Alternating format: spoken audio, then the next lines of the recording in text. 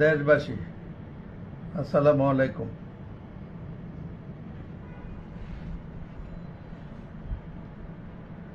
Fascist Awami League সরকার সৃষ্ট 2014 সালে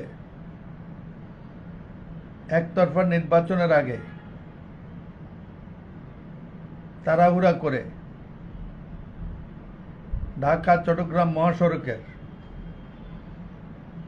দাউদকান্দি থেকে চট্টগ্রাম পর্যন্ত বিএনপি সরকারের সময় অনুমোদিত, আওয়ামী লীগের সময় বাস্তবায়িত 4 লেন চালু করার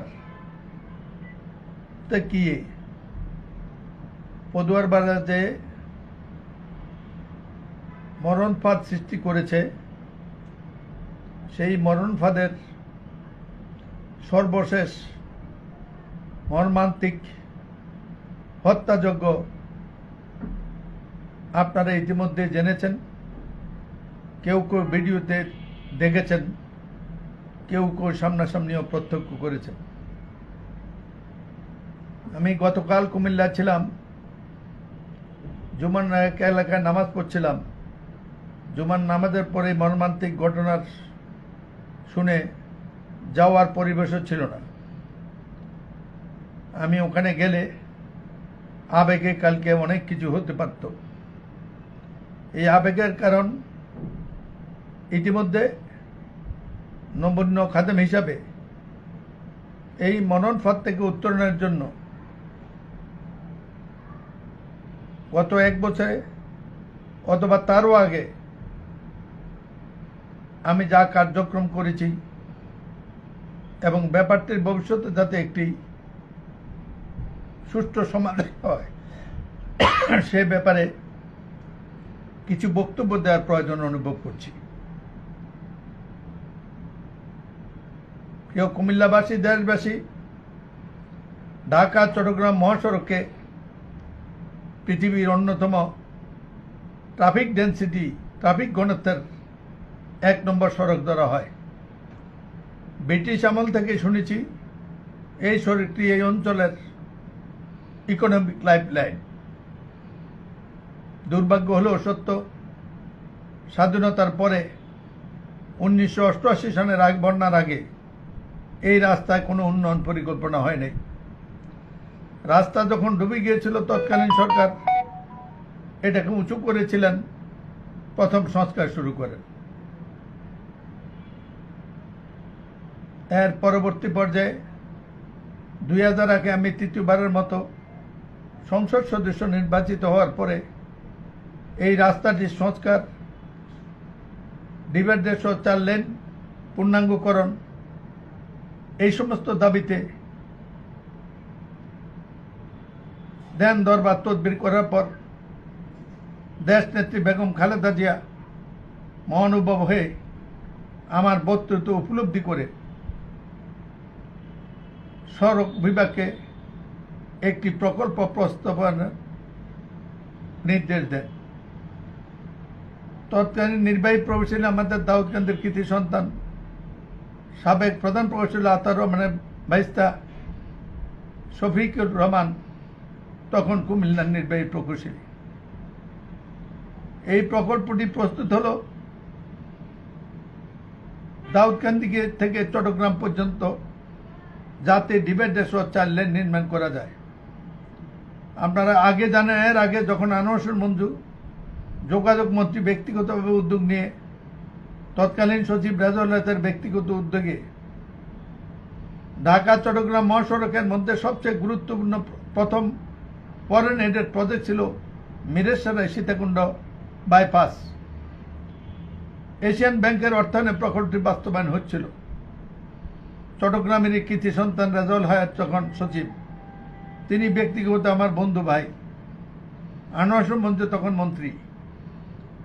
তখন এডিবি প্রকল্পের অসমাপ্ত টাকা দিয়ে যাত্রাবাড়ি থেকে, এটা 96-তে 2000 সালে আওয়ামী লীগ সরকারের সময় ডিভাইডার করা হয়।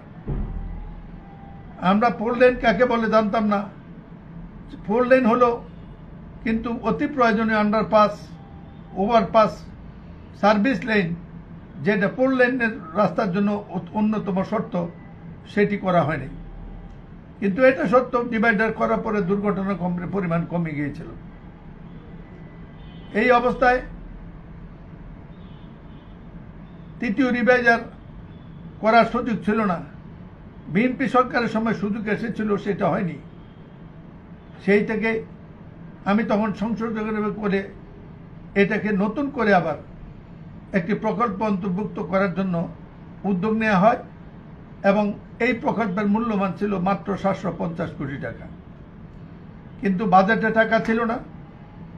একই সময়ে অনুমোদিত হয়েছিল যাত্রাবাড়ি গুলিস্তান ফ্লাইওভার, সেটাও 650 থেকে 700 কোটি টাকার মধ্যে ছিল। এই দুটি প্রকল্পের জন্য অর্থ পাওয়া যাচ্ছিল না। 2003 থেকে 4 সালের দিকে খুব সম্ভবত জাপানের সরকার প্রতিনিধিরা যখন তৎকালীন অর্থমন্ত্রী জনাব মরহুম সাইফুর রহমানের সাথে দেখা করে, তখন ওনারা জাপানের ঋণ মওকুফ করে দেয়। এই জাপান ডেপ ক্যান্সেলেশন ফান্ড থেকে এক রাত্রে জনাব সাইফুর রহমান, আল্লাহ তাকে জান্নাতবাসী করুক, তিনি এই প্রকল্পে ঢাকা কুমিল্লা থেকে চিটং ডিভাইডার সহ 4 লেনের জন্য 750 কোটি টাকা বরাদ্দ করেন এবং গুলিস্তান যাত্রাবাড়ি ফ্লাইওভার, যেটা আজকে হানি ফ্লাইওভার, এটার জন্য 650 কোটি টাকা বরাদ্দ করেন। কিন্তু দুর্ভাগ্য, বিএনপির পুরো সময় দরপত্র কার্যাদের দেওয়া যায়নি। 1/11 সরকার তা করে নাই। আওয়ামী লীগ সরকার এসে এই 750 কোটি টাকার প্রকল্পে আমি শুনেছি হাজার হাজার কোটি টাকা বেড়েছে, কেউ বলে 10,000, কেউ 15,000, কেউ জানে না। অথচ এই সারা রাস্তার মধ্যে একটা ফ্লাইওভার, একটা আন্ডারপাস, কোনো কিছু করা হয়নি। সবচেয়ে মর্মান্তিক হল এটার প্রথম পিডি জনাব শাহাবুদ্দিন ব্যক্তিগতভাবে পরিচিত ছিল এবং শাহাবুদ্দিন পিডি হওয়ার পরে আমি নিজে সহ বৈঠক করে চিফ ইঞ্জিনিয়ার সহ কমপক্ষে এই আমাদের রেল ওভারপাস একটি নির্মিত হবে, এটার জন্য ড্রয়িং অনুমোদন ছিল। এই 750 কোটি এটার মধ্যে বরাদ্দও ছিল, কিন্তু কাজ বাস্তবায়ন হতে দেরি হলো। 1/11 সরকার করে নাই, আওয়ামী লীগ এসে বাস্তবায়ন করলো। এই ফ্লাইওভারটি লোক হয়ে গেল। বেলতলি থেকে নূরজাহান পর্যন্ত একটি ফ্লাইওভারের প্রস্তাব ছিল, সেই প্রস্তাবটি বাস্তবায়িত হলো না। অর্ধেক কাজ করার পরে তারা কাজ বন্ধ দিল। আমি শুন নূরজাহানের মালিক এবং তৎকালীন ওখানে যারা নানা জিনিস খাই অভ্যাস, যারা নূরজাহানে যে আশ্রয় নিত, তাদের স্বার্থে নূরজাহান পর্যন্ত যাতে ফ্লাইওভার না যায়, সেই জন্য এই ষড়যন্ত্র করতে গিয়ে এই প্রকল্পের অর্ধেক টাকাই লুট হয়ে যায়। 2014 সালে যখন নাকি সরকার প্রধান বললেন আমার রাস্তা ওপেন করে দিতে হবে, নির্বাচন আসছে, তখন এই পদুয়ার বাজারে একটি ব্যারিকেড দিয়ে দেওয়া হলো। আপনারা জানেন ঢাকা নোয়াখালী সড়কটি 89-এ কুমিল্লা নোয়াখালী 89 সনে চালু হয়। এটা প্রথম উদ্যোক্তা মওদুদ সাহেব, উনি যখন যোগাযোগ মন্ত্রী ছিলেন। পরে আমি 88 এমপি হওয়ার পরে এই রাস্তাটি নোয়াখালী পর্যন্ত চালু করতে ব্যবস্থা হই।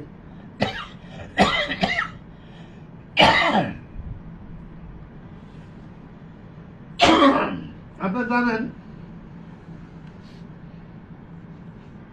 আমাদের কুমিল্লা থেকে চাঁদপুর সড়কটি ছিল একমাত্র সরকারি সড়ক। লালমাই থেকে বাকি অংশটুকু এটা ছিল জেলা পরিষদ স্থানীয়ভাবে। এটাকে নোয়াখালী পর্যন্ত কানেকশন করা অন্য কঠিন কাজ ছিল।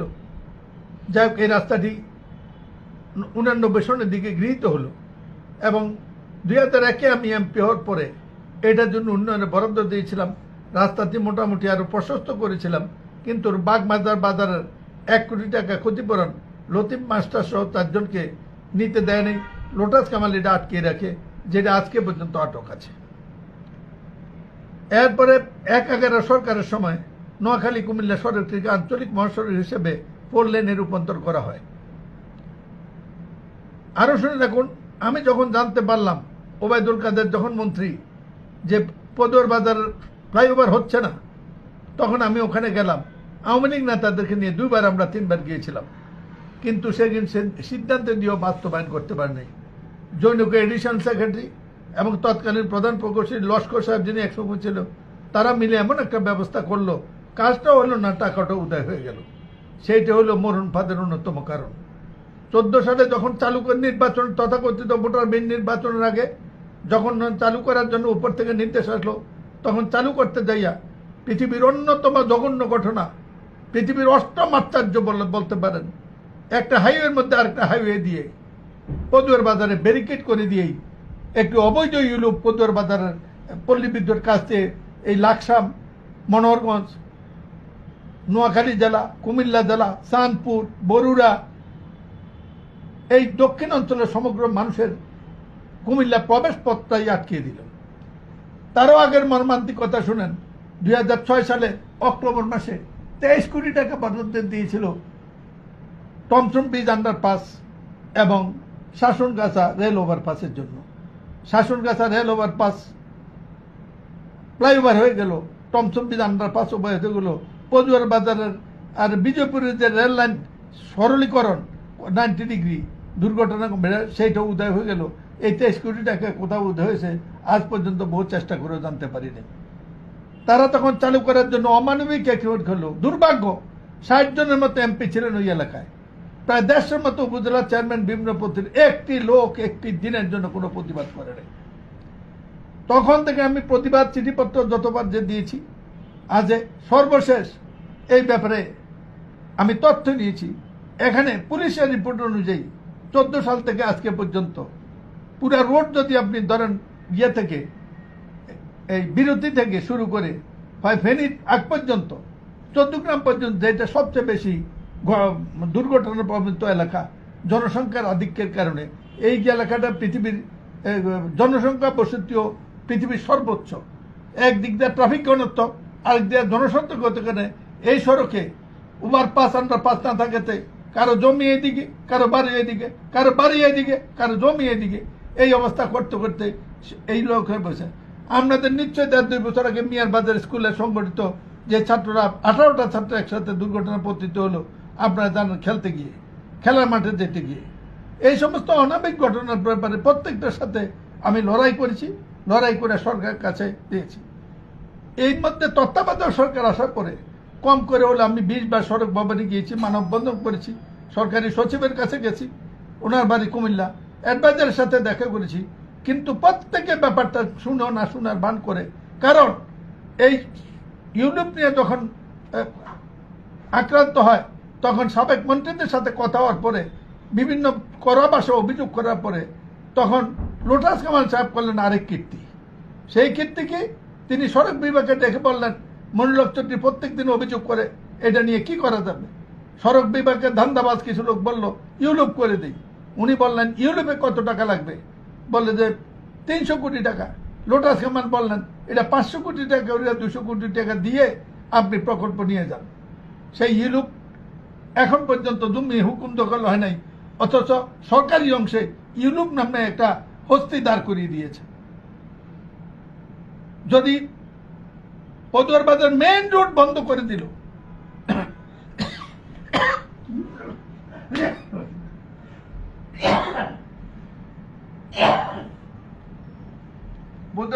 মেইন লোভ বন্ধ করে দিল, সড়ক বিভাগ কি করে তা করতে পারলো, জেলা প্রশাসন বা স্থানীয় প্রশাসন কি করে করতে পারলো, এটা সিটি কর্পোরেশনের 22 নম্বর ওয়ার্ড, কুমিল্লার মেয়র কি কাজ করলো, সিটি কর্পোরেশন নির্বাহী কে কাজ করলো, সড়ক বিভাগের একজন এডিশনাল প্রকৌশলী কি করলো, পরিকল্পনা কমিশন কি করলো, তারা অনুমোদন করে।